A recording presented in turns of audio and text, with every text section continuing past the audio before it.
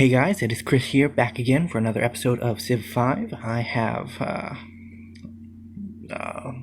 trying to get both of these out over the weekend, Saturday, Sunday at 6 p.m. We were successful yesterday.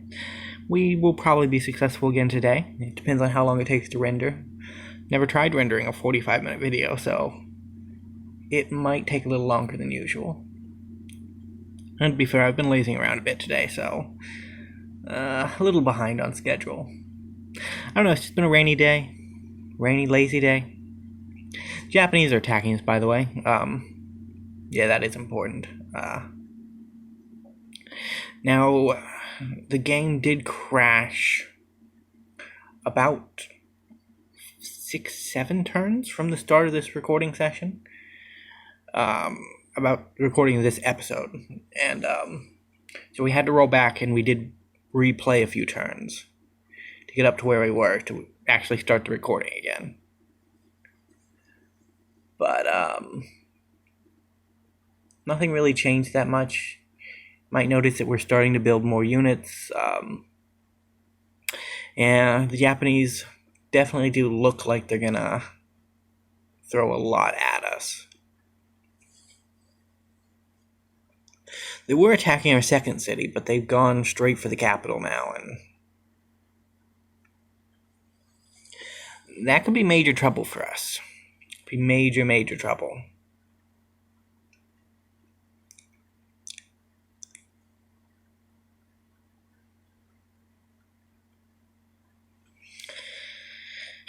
Looking back, it's easy to see all the little mistakes you made, like moving units into places where they shouldn't be, and we definitely started this war off with not enough units to actually win the war. Probably didn't even have enough units to defend ourselves properly, but we somehow are managing, and I can't say that's a great sign, but it's not the worst, honestly. We've been in stickier situations.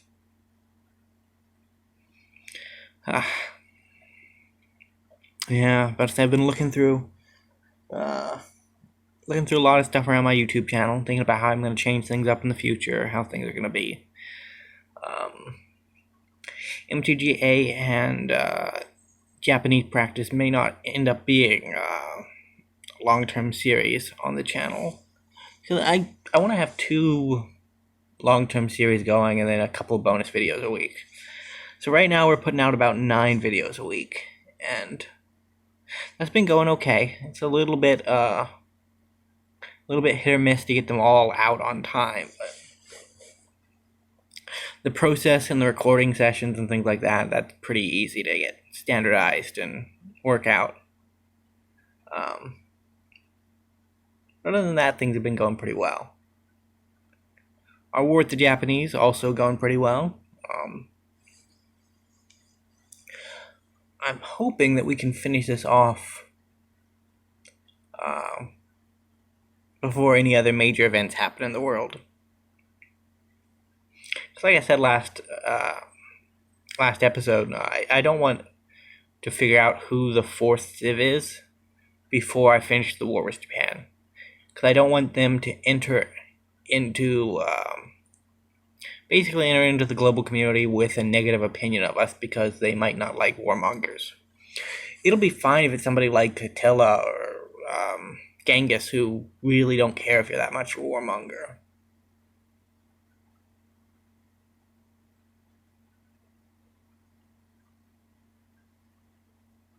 Now, as you can see there on screen, our capital was really low.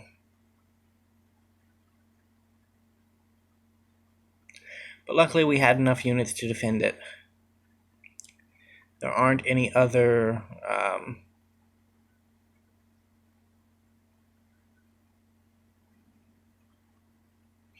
melee units on the scene, so we're not going to be in danger of losing it this turn. We definitely came close. Now they might decide to pivot back and attack the second city again. That'd be pretty bad for us. Because then we have to move our small army down, and as they were moving down, they'd be taking hits, and Looks like that's what the Japanese are gonna go for. But we'll probably be able to pick off some of their range units at the end.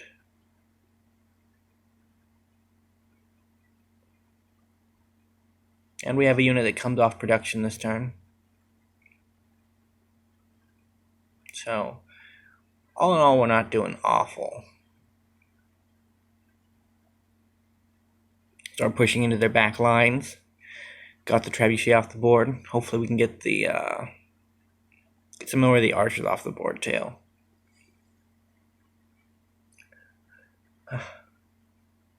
One of the oddest things about Civ 5 that if you play it in like strategic mode, you can really just think about it like a board game.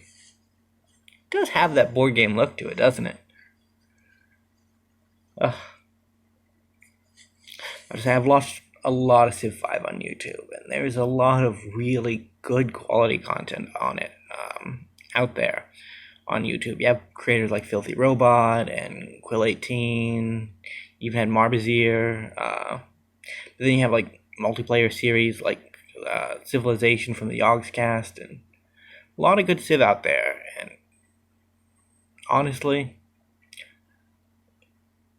I'd like to think that I can contribute to that by adding my own Civ game, but it's going to be a tough battle. It's going to be a tough uphill climb. And while I am full of myself and rather prideful, I don't know if I can quite call myself that prideful. So, workers gotta work, even though there's a war going on. At some point, we're going to have to automate them so they can do their own thing and we don't have to worry about them. Man, this is one of those games that brings back a lot of high school nostalgia. And that was when I had a playgroup with it, and that's when I played most of my games with it. Kind of dropped off playing it in college because at that point Civ 6 had came out, and not a lot of people were playing Civ 5, so not really any reason to.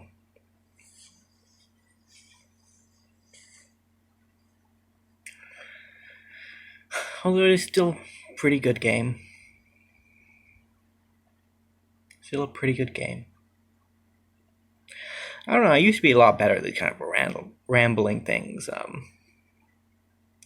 But they used, not really rambling, but used a lot of this kind of fast talking on the spot type thing when you're in some of those first few sessions, like a moot court type experience. Because while you're supposed to prepare your actual speech and argumentation beforehand, you only actually get an outline, so a lot of it ends up being what you're talking about from the outline based off your memory, and you get a little bit of the same extemporaneous type discussion points there, and you go off into the weird tangents, and it's a good experience. I mean, that's part of the reason why I love public speaking, is you can just talk about the weirder things. Like, where the hell the Japanese went? Where did they go? Did they retreat on me? I think they retreated. Was I just talking to you guys, rambling here, and I didn't even notice that the war was actually looks like it's gone in our favor. We're healing up, getting our units ready for their counterattack. Because, there's got to be a good counterattack. About to say, this game does remind me a little bit of the Legends of the Galactic Heroes, old OVA anime that was like something I watched during the beginning of the quarantine because I didn't have a lot to do, and with online classes you need something to do in the meantime. And 100-some episodes, really good strategy anime, but it's like you get some of the same strategy feel where you have a line, you're trying to hold it, and then you got to go to the counterattack, and such a good show. And even being able to like replicate a little bit like the strategy elements of it, immensely enjoyable. Don't want to spoil anything, but if you guys haven't seen it, you should. I'd say if you're a fan of Civ, you'll like that kind of show. Some of this stuff's like old and wonky because I think it came out in like the 80s or 90s, and so some of the dialogue's a little off and weird, but you should still be able to enjoy it. I don't know, that's one of those things that I've encountered a lot in gaming and in television and type of media, entertainment medias, where people, like, when a game or a show gets older and older, like, people start complaining about how it looks graphically and why that may not be as entertaining, but and how they just can't get into it. And one of those hard things to understand, but it's like at the same time I also kind of do understand it. Like, I love me some strategy games, but like I can't get into Rome Total War, like the original Rome Total War. And I know it's a good game. I have it on the PC. I just can't get into it because it looks so choppy and like old timey, and controls are a little bit wonky compared to what I'm used to. But at the same time, like, my favorite game of all time is Morrowind. And if you've ever seen Morrowind graphics, you know that they're dog shit. They're not. I don't want to harp on it too bad because, like, back when it came out, I didn't play it, but I'm assured that back when it came out, like in 2002, mind blowing graphics. Like, really cool. Like, I was like, what was I, 5 at the time? But anyways, really good graphics for the time. But against today's like modern graphics, Morrowind's graphics are like really rough. But it's still like one of my favorite games of all time. And I think part of the reason is because I played it early enough that the graphics didn't matter for me, and I got far enough into it that I'm like enjoying it not for the visuals, but for the story and the content within. And I think there's a certain threshold to media where if you can actually get to the point where you're enjoying it for the content and not the graphics, you can look over that kind of thing. But if you can't really get into it that much, or if the graphics hinder you from getting into the content that much, you're going to be stuck out in the cold anyway. So it's one of those things. So we are preparing to attack Tokyo.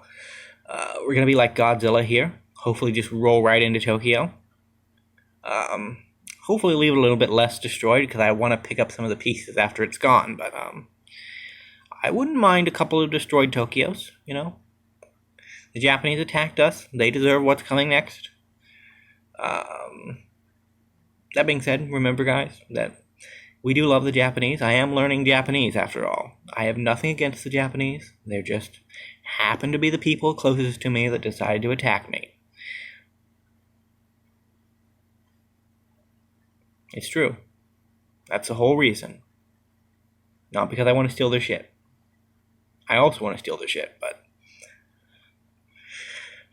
that'll come next. First, we have to shape up our righteous casus belli against our evil and wicked opponents who have unjustly invaded our homeland for no apparent reason.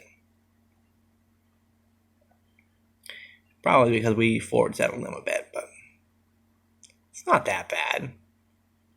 Like, we forward settled people worse.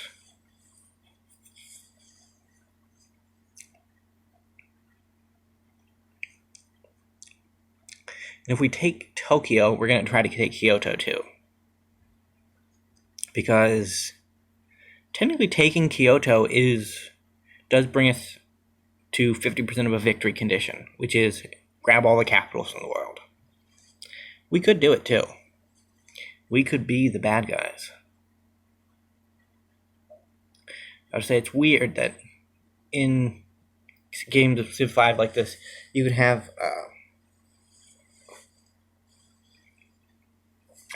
civs that end up being the bad guy, even though looking at it traditionally, like, they're not the bad guys. Like Gandhi's a psychopath, okay? He is 100% the bad guy. And if you see him in a game of Civ 5, you should immediately attack him. Because if he gets to nuclear weapons, which he probably won't, but he very well could, he will hurt you. He will hurt you bad, for no apparent reason. There is a reason behind it, and there are a couple of good videos on the internet explaining it, but I just want to leave the mystery, Like, why is this random guy denouncing Gandhi? Nobody knows. Well, every Civ player knows, but nobody who's just, here off a magic video and like, hey, what's Civ 5? What is this like? They're not going to know. And, we're not going to tell them, because Gotta keep something secret. Can't show off all my tricks.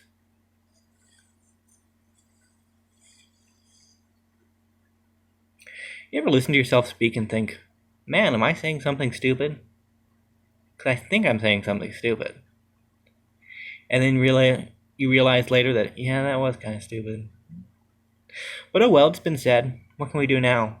I mean, I could edit it out, but me and the editor are at odds with one another. It's weird that, considering that we're the same person, but I like to say random stuff.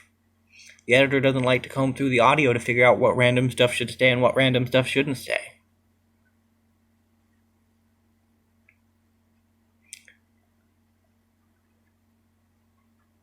So we've got the encirclement of the city. We have it sieged. We have our trebuchets ready to go. We have our archers in place. We're not going to raise it, because we're not monsters. We're not going to burn down Tokyo. We will just lead it to having a better government. The American way. Our government. Now you see, in the context of Civ, that's funny.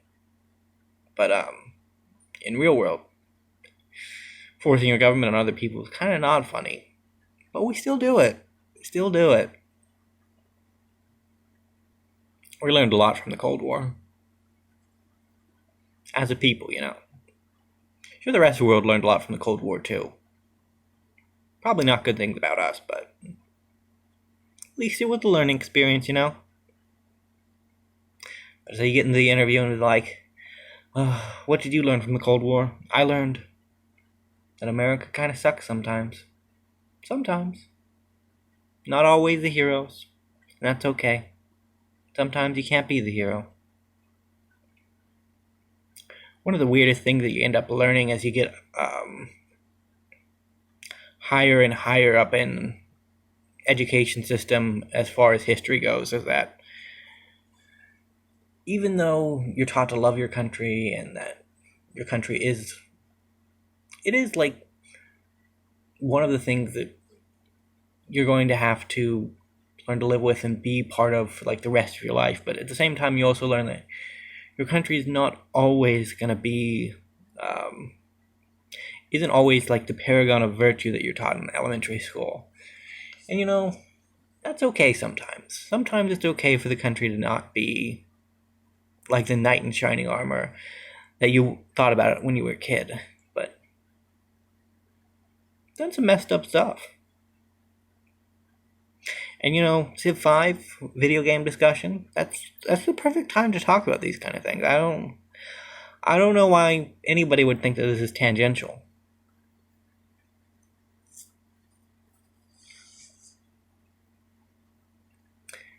Oh, Tokyo is falling. Got our second trebuchet in place. Gonna be able to bombard that city pretty good.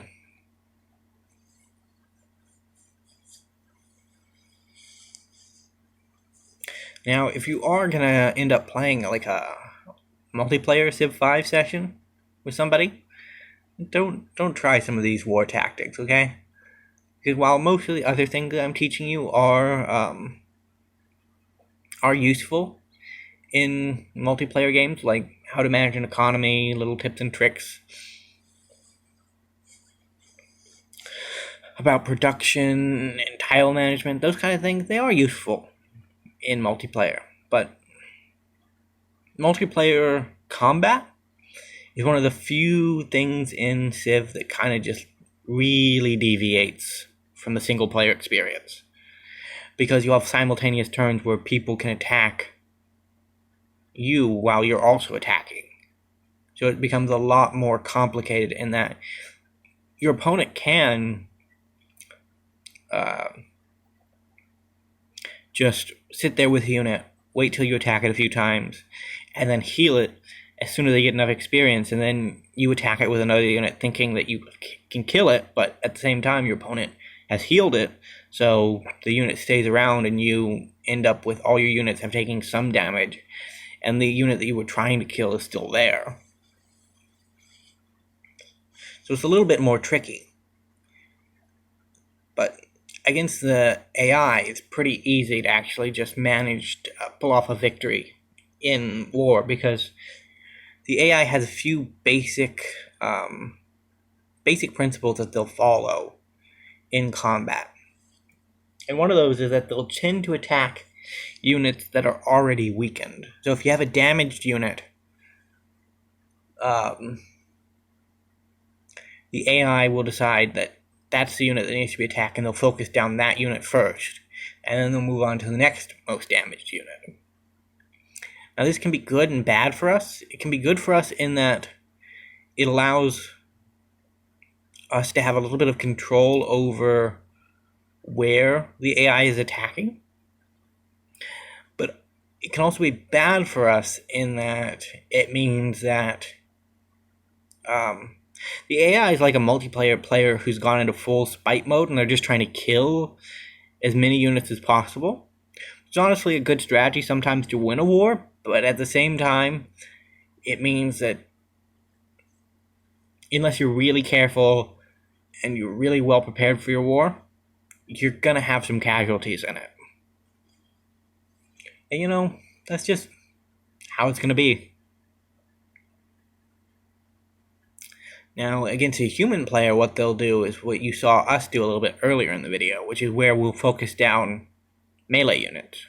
Because if you can focus down all the melee units that they bring into combat, you can take a city.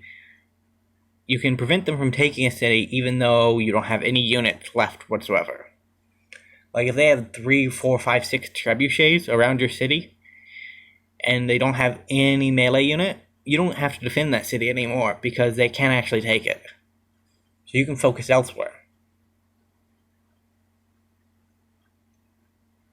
We've risen to second in soldiers, and Japan is not first, which means we should get the better peace deals. And we've got up to musketmen, which is good.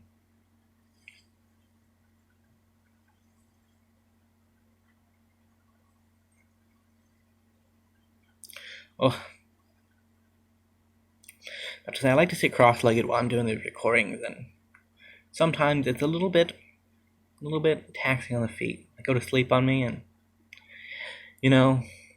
sleepy feet are not very helpful. Not very helpful in keeping your concentration. The Incan horde is moving in on Kyoto. Gonna have to leave a few back to take back Tokyo when these triremes take it, but that won't be a problem. Taking a city the second time is way easier than taking it the first time.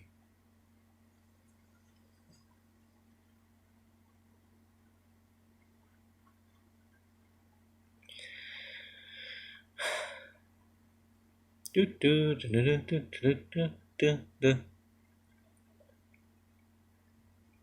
guys seen any good movies lately? I haven't seen any good movies lately. Last movie I saw was Mackie, When the Promised Flower Blooms. I think that was the last movie I saw. Saw it over Christmas. Pretty decent movie. Enjoyed it thoroughly. Yeah, other than that, don't think I've watched any movies. If you have watched a good movie lately, let me know in the comments.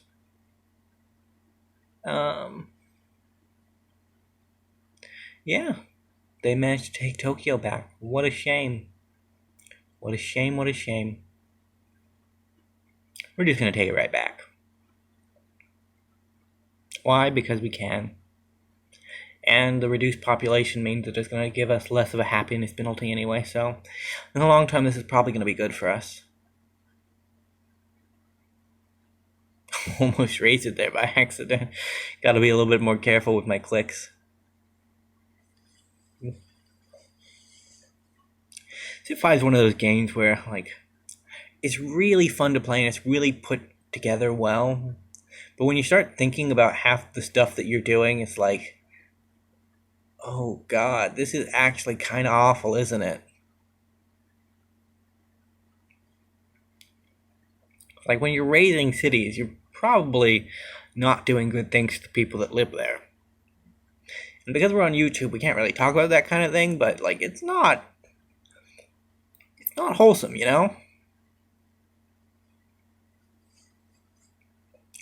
You have situations where just starting wars for arbitrary reasons, like somebody settled near you. Millions of people going to war all because the Japanese wanted to take one of my cities. And that's a really logical and justified reason for starting a war. Yeah, definitely. Honestly, it can be dark at times, but it's also kind of funny, some of the things this game is like. Uh, can you imagine, like, the UN banning crabs? Like, nobody's allowed to have crabs. It's freaking mental. It's crazy. And it's something you can do in this game. Like, and nuclear non-proliferation, like, in real world geopolitics, like, if the UN said, okay guys, we're not going to make any more nuclear weapons, there will be no more nukes, you can be damn sure that there'd be like 8 countries out there that are still just mass producing the suckers, because nobody has to listen to international treaties. International treaties are only as binding as the peer pressure commitment that they're enforced by. One of the scary things about the real world at large is that like, all of the treaties that we have signed are actually just like meaningless. Like, they have meaning because we should be kept to our word and we should maintain our treaties, but really we don't have to. Like, nobody really has to abide by a treaty. It's like the punishments for doing so are kind of like non-existent. And that's freaking terrifying, isn't it? That, sure, we can say, sure, we won't use nuclear missiles at civilian targets in strategic functions in war. Like, somebody could do that. Like, it could be done. And one of the mind-bogglingly horrifying things about the world is that there are just a few pieces of paper and a few countries trying to keep up their image that are keeping things from going to absolute hell. And luckily from a gameplay perspective, Civ 5 doesn't have anything like that. Our treaties are binding and they mean something. We can't just say that we're going to go to peace with somebody for 10 turns and then immediately declare war on them. Can't do that. That'd be wrong. Be cool, though, if we could have a video game where we could break treaties. You know, like, we could be like the Oathbreaker. We could be the Jaime Lannisters of Civilization 5. But alas, such a thing may never happen. Truth be told, it probably already has happened. There's probably a mod for that on the Steam Workshop right now that I just haven't seen. Because to be fair, I tend to stay away from the Steam Workshop. It's a dark place. It's full of terrors, to be honest. The terrain plus the Great Wall means that our units are pretty much dancing outside the Japanese borders because they can't actually get in. One of the bonuses in Civ 5 are just funny. Like, Great Wall means you can only move one tile, but it doesn't mean you can only move one tile after onto the Great Wall tile. It means you can only move one tile within their whole borders. Somehow that wall is making my men slow, even though they've already bypassed it. Like, how the hell did that happen? What is that wall? It doesn't make any sense, but it's still just funny as all hell. It's been a pretty slow and tiring morning, but getting into the role of this, just sitting here talking about game of Civ 5 I played, starting to wake me up, starting to get me in a good position. Still a little tired. I haven't been sleeping too much. I have been sleeping well, but like, sleep schedule's a little erratic, and it's just all not standardized. And like, here's also one of the little funny odd quirks about Civ. Like, we can have a Japanese samurai unit completely surrounded by trebuchets, and we can just hit him repeatedly, and he'll be fine. Can you imagine being that poor unit of samurai just sitting there surrounded by 6 trebuchets and getting bombarded by them, and somehow being like, just only a flesh wound. They're like the Black Knight, man. How the hell are they still standing? Didn't one of those giant stones do anything? No, I don't want your worthless snow city, Oda. I want your capital.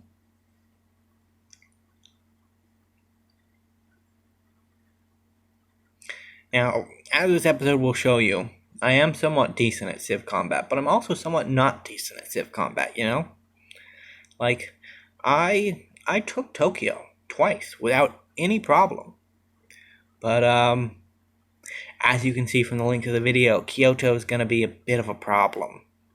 It's going to be a bit of a problem. You've got a trebuchet and a galleass and a city bombard, so they're going to be sniping a unit every turn. And foolishly, I'm not going to pick up on that too quickly. You know, sometimes you're just slow. That has to happen. It's part of the process. We can't really avoid that. Now, you may just notice that I said nothing in the course of about 3 sentences, and that's part of the training that I've received. I do know how to say nothing in many, many words. It's honestly a skill.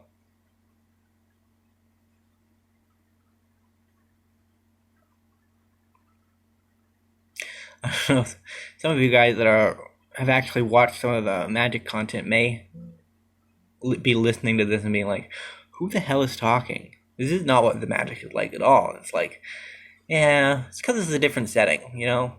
Like Magic Best of One is competitive in the same sense. But it's like, you're playing against other people, you're not guaranteed to have, like, a decent shot of winning every game. But in Civ 5, you are decently guaranteed to win every game. Like, there's no situation where you're running a build with a Civ that's going to get completely stomped by what another player is doing.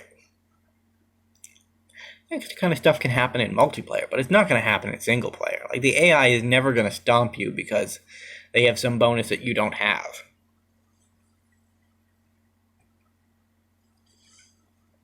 Which is a little...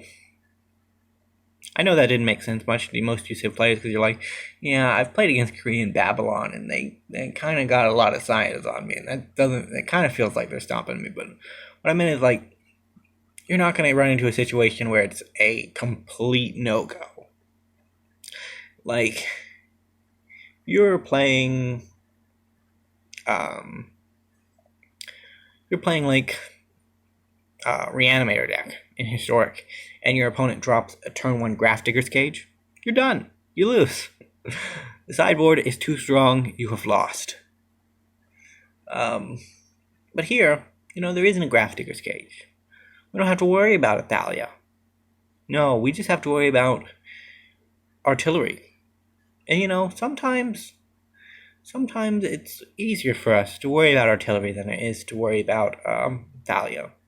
Honestly, if I had to choose to fight a piece of artillery or Thalia Thrabian's Guardian, I'd choose the artillery. Sure, it could crush me, but Thalia's gonna fucking murder me. Like, she has a sword and she's scary. Like, I'm not gonna win that. But, you know, I might be able to disassemble a piece of artillery if nobody's using it. I could do that. Take a long, long time, but I could win that eventually. Maybe, on an off chance. Never gonna beat Thalia, though. That's not gonna happen. She's gonna win. That's just how it is. Which is weird. Like, there are definitely Magic the Gathering characters that I would choose to fight over being on an actual battlefield. But there are Magic the Gathering characters that I would rather not tangle with in any context. Like, Uro? You don't want to fight Uro. That dude literally took out 4 formats.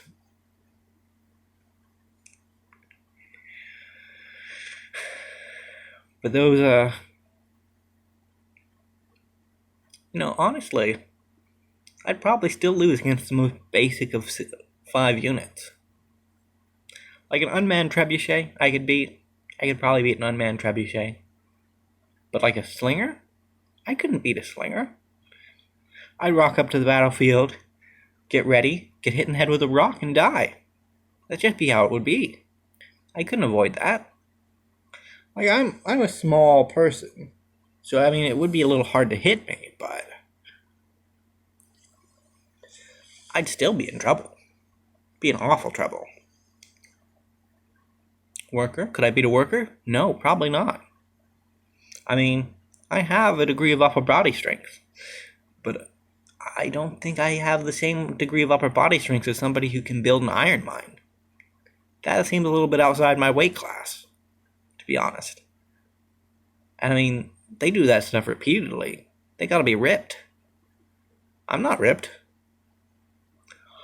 I could probably beat a Great Prophet, though. Great Prophets? Easily could beat them. Why? Because they're just a bunch of old men. I could push an old man down the stairs. I wouldn't. Just on record, for YouTube, I would not do that. That would be wrong. In game, though, I could beat a Great Prophet. Like a great artist in a contest of art could never do that. In any contest where we're actually talking about the thing that they're good at, we're gonna lose that too. But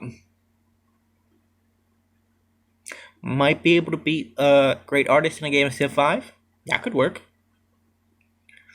I bet that Michelangelo just can't play the game the same level that I can. Just a hunch. Probably. It's been the longest, rambliest session of Civ 5, and we are still nowhere close to taking the Japanese capital. We still have like 11 minutes in this. We are not doing great, guys, but we've had some fun conversations. Beat up a few old men. Lost to a blonde girl. Lost to a slinger, too. We mainly lost, but, I think we can walk away with the moral victory because... we can walk away with the moral victory because I'm pretty sure, 99% sure, that Beethoven can't beat me at Civ 5. And that's something, you gotta take every victory you can get. And sometimes those victories are nonsensical and not very relevant to the topic at hand, but, I can say that I can beat Michelangelo and Raphael at Civ 5. And while eventually, when more people watch this video, I probably won't be able to say that I can beat all of them at Civ 5, because I probably can't. I know you guys who are online watching Civ 5 are actually probably pretty good at Civ 5, but, I can at least beat some viewers. Like, I can beat someone at Civ 5. I know that much. There's at least one person in this world I can beat. Now, I know I've been bragging about being able to beat dead people, but that shouldn't hinder your confidence in my ability, okay? Just because I chose opponents that really can't fight back doesn't mean I just want to bully somebody at Civ 5. Like I'm bullying the Japanese. Actually, to be fair, at this point in the game, the Japanese are bullying me because they're not letting me take their capital, even though I've clearly won. Rude. Honestly, it's just rude how stubborn that Oda Nobunaga is at his whole stick of not letting my poor men take his land. As an American, I feel entitled to take other people's land. And that may come off as insensitive, but these are Japanese people. We did not do that, as far as I know. We did occupy them after the Second World War, which, it's a little iffy, but didn't take anything from them. Well. You know what? Let's change topics. We got a little risque there. I don't want to go into it. This is a gaming channel. This is a funny channel. We're not about the serious stuff. Even though we talk about the serious stuff, we're not about it. There is nothing scary going on. It's all nice. talk about references, games, movies, TV shows, capturing Kyoto. But we're not here to talk about the horrific things that our countries have done in the past, because we gotta let that stuff slide sometimes, and we don't want to let it slide, but just don't want to talk about it because we got up here, we're in a good mood, don't want to ruin that. This isn't the place for it either, even though I'm the fool who brought it up in the first place. Poor Archer over there, just fleeing constantly. He was a slinger at one point, so he has a promotion where if he gets hit, he can actually flee one tile back instead of dying, which is very useful, actually.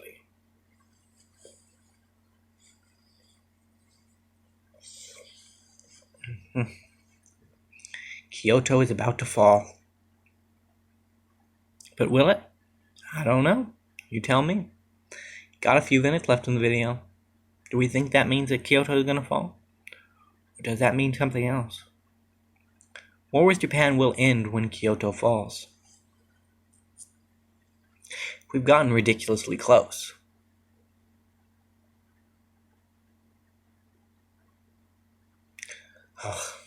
Our days of fleeing the Japanese are over. Sayonara, brave Archer. You were the best of us. You were also the worst of us.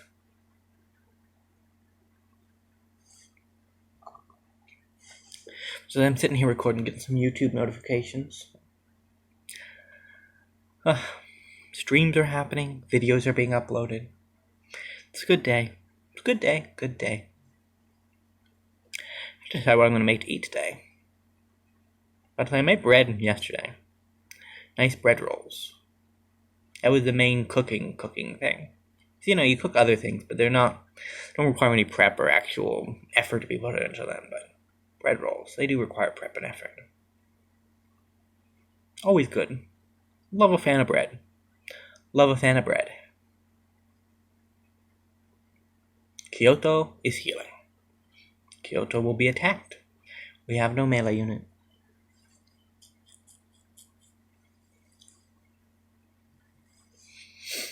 Luckily, we're building more units again. I was trying to distract you with idle conversation about the fact that I kind of switched over to building buildings there for a little while. So we don't actually have the military force to take Kyoto at the moment. In fact, our military force is probably smaller than Japan's at this point.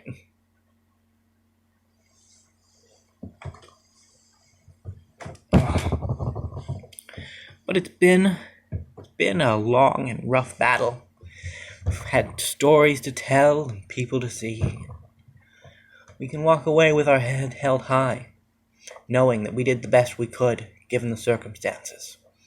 That we were, in truth, soldiers for the great nation of the Incan people. Although technically all our cities are named after Fire Nation cities at this point, so are we really the Inca anymore? I don't know. Never even built a terrace farm. Oh well, we built one terrace farm.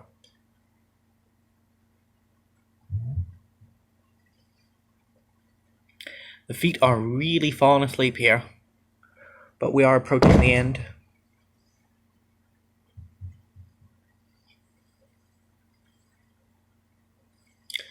Everything's fine, don't worry. Everything is under control. We are getting to the point where Kyoto will fall.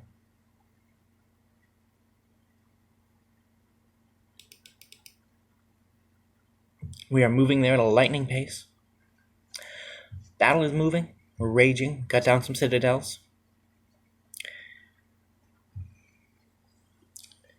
Yeah. And it looks like Kyoto will fall. Finally. Well, I want to thank you guys all so much for watching.